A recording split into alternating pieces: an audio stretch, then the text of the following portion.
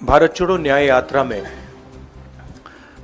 मणिपुर से हम महाराष्ट्र गए और रास्ते में हजारों युवाओं ने कंप्लेन की थी कि हिंदुस्तान में नॉन स्टॉप पेपर लीक होते हैं। और आज आप सबको मालूम है कि NEET paper and UGC NET के जो पेपर्स हैं वो लीक हुए हैं और एक कैंसिल भी हुआ है।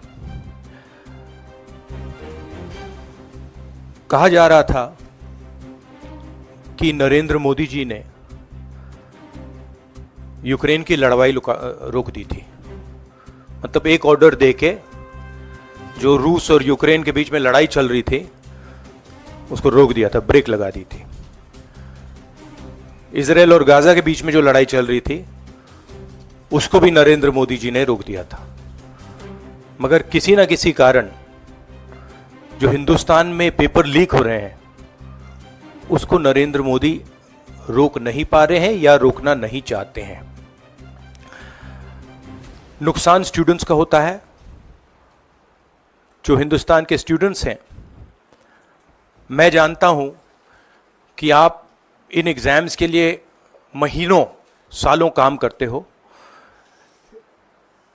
ये आपका फ्यूचर है और आपके फ्यूचर से खिलवाड़ किया जा रहा है। मध्य प्रदेश में व्यापम हुआ और अब उस व्यापम को नरेंद्र मोदी जी और उनकी सरकार पूरे देश में फैलाने का काम कर रही है। मैं इंस्टीट्यूशनल कैप्चर की बात करता हूं, मीडिया की बात करी, अलग अलग हिंदुस्तान के जो संस्थाएं हैं उनकी बात की। यही एजुकेशन इंस्टीट्यूशंस में हो रहा है। पेपर लीक का कारण है कि सारे के सारे वाइस चांसलर्स, एजुकेशन सिस्टम को बीजेपी के लोगों ने, उनके पेरेंट ऑर्गेनाइजेशन ने कैप्चर कर रखा है। जब तक ये कैप्चर रिवर्स नहीं किया जाएगा तब तक पेपर लीक चलता जाएगा। इस कैप्चर को फैसिलिटेट नरेंद्र मोदी जी ने किया है और ये एक एंटी नेशनल एक्टिविटी है क्योंकि ये देश का भविष्य है और इससे हिंदुस्तान के युवाओं को, स्टूडेंट्स को जबरदस्त चोट पड़ती है। इंक्वायरी चल रही है,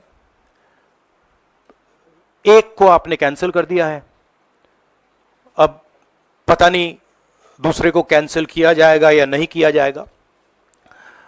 बट कोई ना कोई तो इसके